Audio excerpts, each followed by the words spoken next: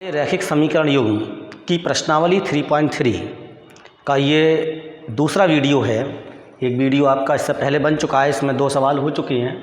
तो तीसरे सवाल में 6 सवाल हैं, तीसरे सवाल में 6 खंड हैं और उसमें कहा है इन सवालों को आप प्रतिस्थापन विधि से हल कीजिए। रैखिक समीकरण बनाइए और प्रतिस्थापन विधि से हल कीजिए। तो हम यहाँ पर सभी सवालों को पढ़ेंगे, उन्हें समीकरण बनाएंगे और उनको समीकरणों को प्रतिस्थापन विधि से हल करेंगे आप स्वयं। पिछले वीडियो में समीकरण को प्रतिस्थापन विधि से कैसे हल करा जाए मैं सिखा चुका हूँ। यदि किसी ने नहीं देखा है उस वीडियो को तो देखें, समझें।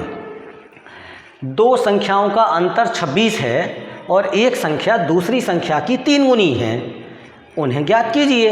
अब 2 संख्याओं के विषय में बात हो रही है तो बीजगणित 7वीं क्लास से पढ़ते आ रहे हैं। इस प्रकार के सवालों में एक संख्या की बात आ रही है, कोई अचर है तो x मान लिया। 2 संख्याओं की बात हो रही है तो 2 अज्ञात संख्याएं हो गई तो x और y मान लेंगे।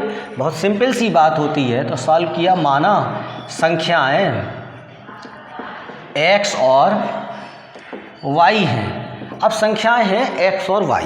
अब 2 संख्याओं का अंतर 26 है तो प्रथम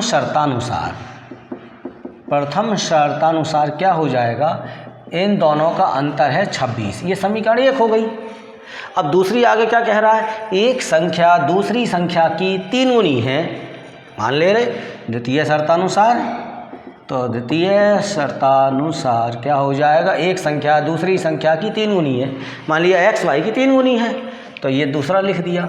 अब क्या काम करूँ, मुझे प्रतिस्थापन विधि से हल करनी है तो बहुत ही आसान हो गया। x बराबर 3y इसमें रख दो यहाँ पे उठा के और इसे इस प्रकार से सॉल्व कर सकते हो। समीकरण आप प्रतिस्थापन विधि से आराम से सॉल्व करिए अपने आप। अब देखेंगे ये दूसरा प्रश्न है। 2 संपूरक कोणों में बड़ा कोण छोटे कोण से 18 डिग्री अधिक है, उन्हें ज्ञात कीजिए। अब एकदम दिमाग में बात आती है, इसमें तो एक ही कंडीशन बन रही है, अरे जबकि समीकरण बनाने के लिए 2 समीकरण होनी चाहिए। देखो वहाँ पर यहाँ ध्यान रखने की बात क्या है, ये है संपूरक कोण। अब 2 प्रकार के कोण पढ़े हैं, कोटिपूरक कोण और समपूरक कोण। तो जिन 2 कोणों का योग 90 डिग्री होता है, ऐसे 2 कोण जो मिलकर समकोण बनाते हैं उन्हें कोटिपूरक कोण कहते हैं। और ऐसे 2 कोण जो मिलकर 180 डिग्री का कोण बनाते हों, ऐसे 2 कोण जिनका योग 180 डिग्री होता है उन्हें संपूरक कोण कहते हैं। तो इसका मतलब ये हुआ कि अगर वो जो कोण जिन 2 कोणों की बात हो रही है वो मान लिया x और y हैं। सॉल्यूशन, माना कोण x डिग्री और y डिग्री हैं तो प्रश्नानुसार, अब भैया क्योंकि ये दोनों कोण हैं संपूरक कोण, और संपूरक कोण तो वो होती हैं जिनके कोणों का योग 180 डिग्री होता है, तो दोनों कोण संपूरक कोण है तो x और y दोनों का योग 180 डिग्री होगा ही होगा, इसलिए ऐसे आई बात। अब दूसरी बात क्या कही है, बड़ा कोण छोटे कोण से 18 डिग्री अधिक है। बड़ा कोण छोटे कोण से, यानी दोनों कोणों का जो अंतर है वो 18 डिग्री है। तो अगर मैं x में से y हटाऊंगा तो 18 डिग्री आएगा। तो इस प्रकार से ये 2 समीकरणें बन गई और अब इन दोनों समीकरणों का प्रतिस्थापन विधि से हल करके आगे बढ़ाइए, अपनी कॉपी पर लिखिए। अब अगला सवाल देखते हैं। एक क्रिकेट टीम के कोच ने 7 बल्ले और 6 गेंदें 3800 रुपये में खरीदी। बाद में उसने 3 बल्ले और 5 गेंदें 1750 रुपये में खरीदी। प्रत्येक बल्ले और प्रत्येक गेंद का मूल्य ज्ञात कीजिए। यहाँ पर हम जानते हैं क्या करेंगे कि मान लिया एक बल्ले का मूल्य यानी कीमत हमने मान लिया x रुपया है और एक गेंद का मूल्य वो क्या हो गया भैया, 22 रुपया हो गया। अब पहली कंडीशन देखो, प्रथम शर्तानुसार अकॉर्डिंग टू फर्स्ट कंडीशन 7 बल्ले लिए। अब एक बल्ला माना है मैंने x रुपये का, तो 7 बल्ले कितने के हो गए, 7x के, ये बात तो आनी चाहिए। प्लस 6 गेंदें, अब एक गेंद y रुपये की तो 6 गेंदें कितने की हो गई, 6y की हो गई। बस ये जितना अच्छा सोच लेगा व्यक्ति तो दोनों की कीमत मिला के 3800 रुपये हो गए, सवाल हो जाएंगे, समीकरण बन जाएगी। बाद में उसने 3 बल्ले, अब एक बल्ला x रुपये का तो 3 बल्ले 3x के, एक बल्ला एक गेंद है y रुपये की तो 5 गेंदें कितने की हो गई, 5y की, बराबर कितने की हो गई, 1750 रुपये। ये समीकरण 2 हो गई। तो ये दो समीकरण इस तरह से बना ली। अब इन दोनों समीकरणों को प्रतिस्थापन विधि से आप हल करिए। तीसरे सवाल का चौथा खंड है, एक नगर में टैक्सी के भाड़े में एक नियत भाड़े के अतिरिक्त चली गई दूरी पर भाड़ा सम्मिलित किया जाता है।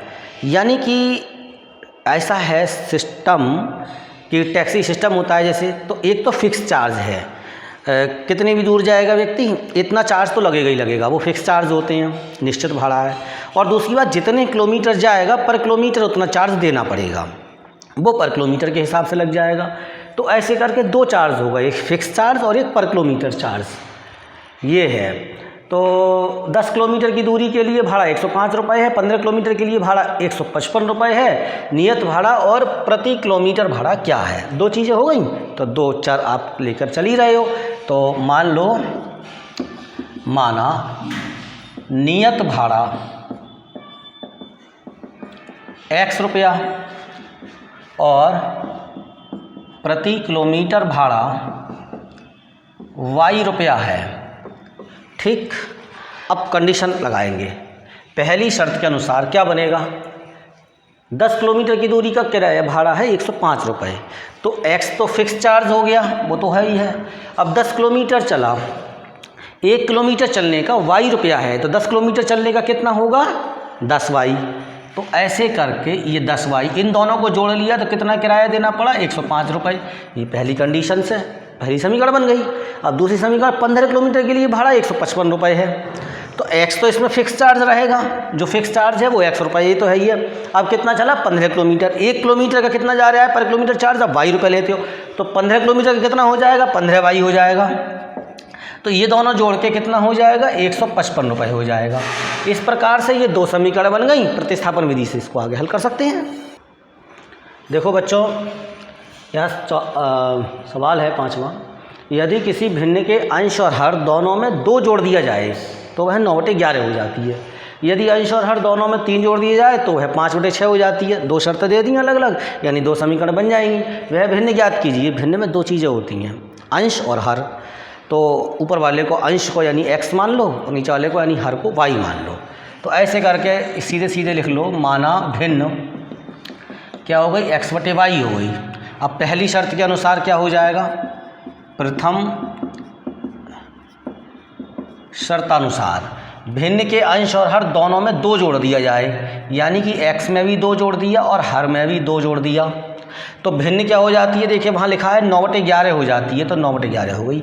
यानी जो भिन्न x/y थी, इस भिन्न के अगर अंश में भी 2 जोड़ दो और हर में भी 2 जोड़ दो तो जो भिन्न है वो 9/11 हो जाती है। तो ऐसे करके ये हो गया। अब तिरछी गुणा कर लो, तो 11x + 11 दूनी 22 बराबर, तिरछी गुणा कर रहे हैं 9y + 9 दूनी 18। पक्षांतर कर सकते हैं, 11x माइनस के 9y, या पक्षांतर मत करो, करना तो वही है ना प्रतिस्थापन विधि के हिसाब से। तो 9y और देखो प्लस 18 और ये 22 इधर घटा दो, तो 11x बराबर 9y माइनस के 4 और x बराबर 9y माइनस 4/11 है।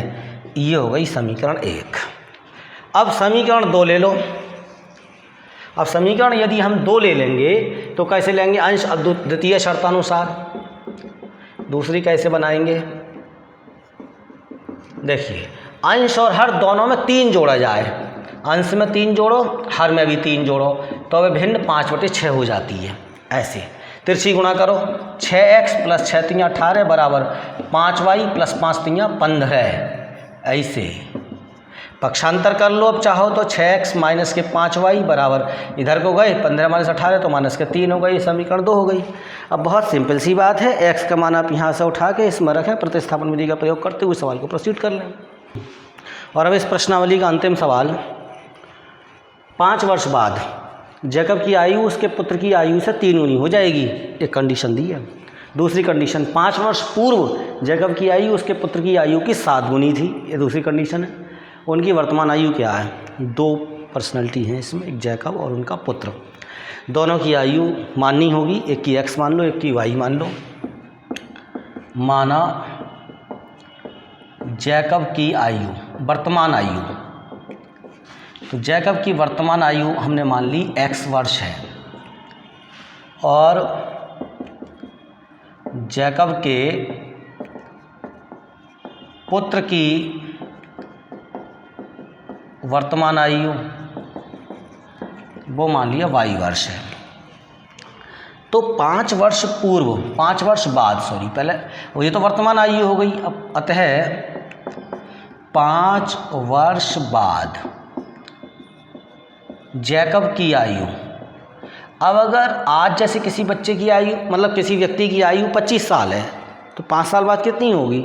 आप जाहिर सी बात है आप जानते हो, कहोगे 30 साल। अगर आज किसी की आयु 32 साल है तो 5 साल बाद कितनी होगी? 37।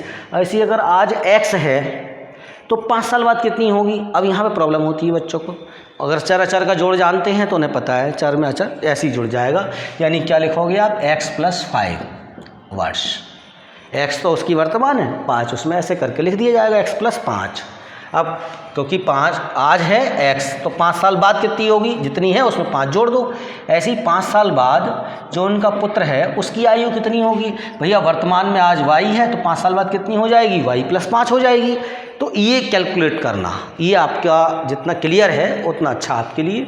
अब प्रथम शर्तानुसार, यानी जो पहली कंडीशन है सवाल में वो क्या कह रही है? जैकब 5 साल बाद जो है बता रहे हैं जैकब की आयु और उसके पुत्र की आयु में क्या संबंध है कि जैकब की आयु उसके पुत्र की आयु से 3 गुनी होगी उस समय। यानी कि जो x + 5 है ये 3 गुना होगा किससे? y + 5 से। ये पुत्र की आयु से 3 गुना है ये, तो इसलिए इसे 3 से गुणा करना पड़ेगा।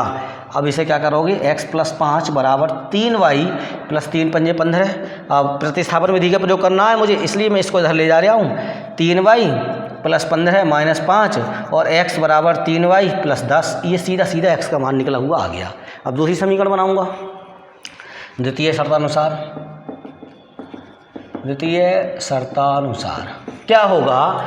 जैकब की आयु जो 5 वर्ष पूर्व, अब तो मैं एक बात सोचो, वर्तमान में आयु कितनी थी? x वर्ष। तो 5 साल बाद की पूछी है तो x + 5 हो जाएगी। 5 साल पीछे की कितनी हो जाएगी? x - 5। वर्तमान से 5 पीछे ही तो हो जाएगी। जैसे इस समय किसी की आयु 25 वर्ष है तो 5 साल पहले कितनी आयु रही होगी उसकी? 20 वर्ष आप कहोगे। तो इसी तरह से तो 5 साल पहले ऐसे समझ लो, तो x - 5 हो गई और उसके पुत्र की आयु कितनी होगी? y - 5। कंडीशन क्या है? जैकब की आयु उसके पुत्र की आयु की 7 गुनी थी। तो ये आयु बराबर तब होगी जब इसे 7 से गुणा करोगे, कम वाली को, क्योंकि ये 7 गुनी है इसकी, तो बराबर करना है तो इसे 7 से गुणा करो। तो x - 5 बराबर 7y - 7 × 5 = 35 और x - 7y बराबर -35 + 5 और x - 7y बराबर -30। ये समीकरण 2 हो गई। यहाँ से x का मान निकालो और ये निकला हुआ रखा ही है, इसमें रख दिया जाएगा, सवाल सॉल्व हो जाएगा। और इस प्रकार ये आपकी प्रश्नावली 3.3 यहाँ समाप्त होती है। अच्छे से इसको कर लीजिए।